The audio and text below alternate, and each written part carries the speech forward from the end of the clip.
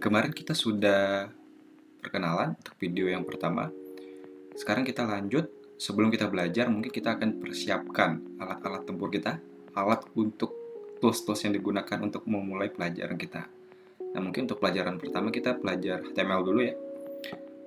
Sesuai dengan yang video pertama, kita akan belajar sesuai sub-judul yang di sini, materi-materi yang ada di sini. Kemudian sebelum kita belajar ini, tentunya kita persiapkan apa saja sih yang kita perlukan untuk belajar ini. Yang kita perlukan mungkin hanya sebuah browser ya. Kita bisa gunakan Google atau yang lainnya. Mungkin teman-teman ada browser yang andalan gitu. Kalau di sini saya pakai Google Chrome.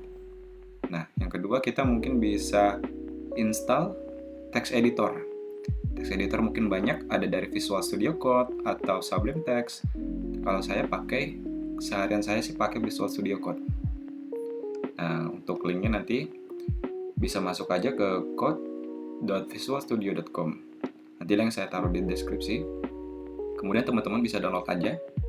Mungkin kalau di sini saya pakai device Windows, atau teman-teman ada yang pakai Mac. Download, kemudian nanti tinggal install oke aja gitu. Nah, kalau sudah masuk, nanti kita tinggal buka Visual Studio Code-nya. Nah, begini tampilan Visual Studio Code-nya. Mungkin ada yang pernah belajar pakai ini atau ada yang belum. Kemudian, nah, di sini saya menginstal beberapa extension untuk digunakan dalam pembelajaran kita hari ini.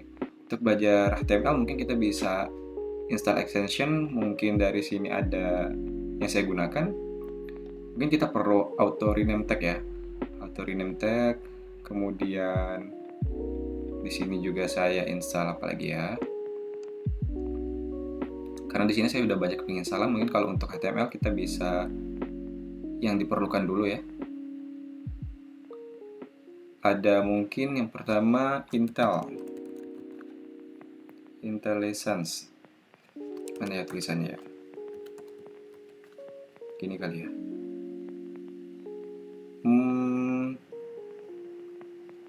Tahu bukan. Nanti saya cantumkan apa-apa saja yang saya install di sini, khususnya untuk belajar HTML kita hari ini. Kemudian, oh ya, satu lagi ada Live Preview,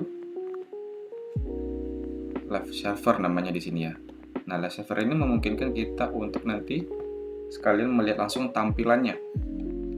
Nah, seperti ini contohnya. Jadi apa yang kita ketik nantinya di dalam codingan HTML kita, dia akan langsung berubah nih seperti ini. Nah, satu lagi mungkin kalau yang nggak live preview kita ada namanya preview mungkin ya. Preview. Live preview. Nah, ini deh.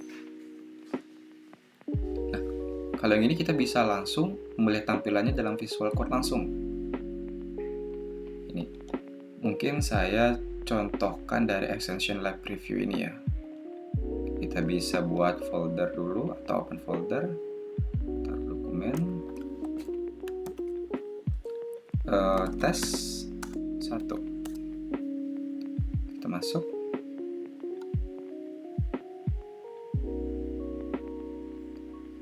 Nanti teman-teman kalau bagi yang belum tahu pembuatan folder atau nanti kita memulai project, tenang aja dulu. Ini hanya tes saja. Kalian bisa perhatikan dulu. Contoh kita buat sebuah index HTML. Untuk membuat HTML, nanti kita bisa langsung begini. Ini sebuah extension yang memudahkan kita untuk melakukan pengkodingan HTML ya. Misalnya di sini saya buat judul ini tes judul. Nah, kalau untuk live preview, mungkin teman-teman nanti bisa langsung ini. Ada yang open with Live Server. Dia langsung mengarahkan ke Google kita, ke browser. Nah, jadi kalau kita ganti judulnya atau kita hapus, pas kita save, dia langsung berubah tanpa kita perlu refresh lagi. Nah, kalau yang show preview mungkin langsung di VS Code-nya tampilannya. Nah, begini. Jadi kalau kita langsung ganti judul, ya langsung berubah nih di sebelah kita nih. Di sebelah codingannya. Lebih memudahkan ya. Mungkin ada lagi di sini.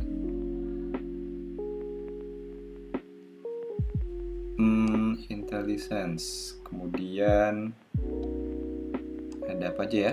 Lumayan banyak yang udah saya install di sini. Prettier. Nah, Prettier ini gunanya untuk merapikan format codingan kita.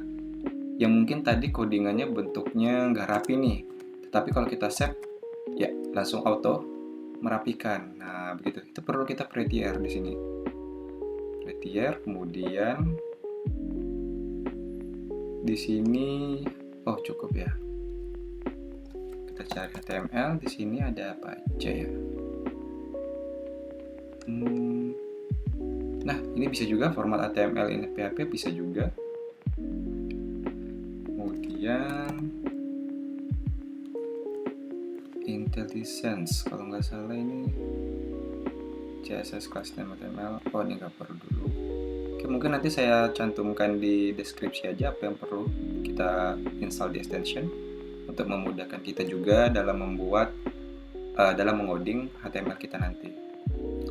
Nah, selanjutnya mungkin kita langsung belajar HTML gitu. Teman-teman mungkin bagi yang udah melihat video ini kok lama banget mulai codingnya, enggak, kita pelan-pelan aja, kita belajar bareng. Nah, untuk nanti materinya selanjutnya kita akan sesuai dengan yang di video pertama saya jelaskan, sesuai dari materi ini. Nanti kita akan belajar bareng, memecahkan masalah bareng, dan ya mungkin kalau ada yang lebih paham mungkin boleh cantumkan di komentar gitu. Kita diskusi sama-sama. Oke, mungkin cukup. Jika ada yang suka dengan video ini, boleh like dulu, subscribe dulu, untuk kita lebih semangat lagi dalam belajarnya. Oke, terima kasih.